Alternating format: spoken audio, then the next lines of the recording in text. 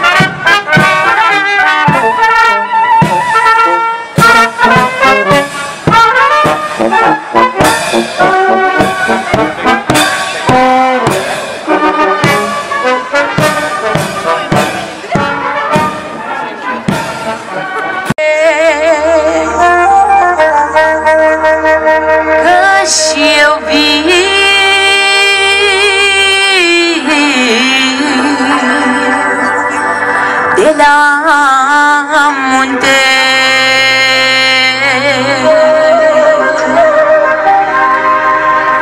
sus, sus, sus la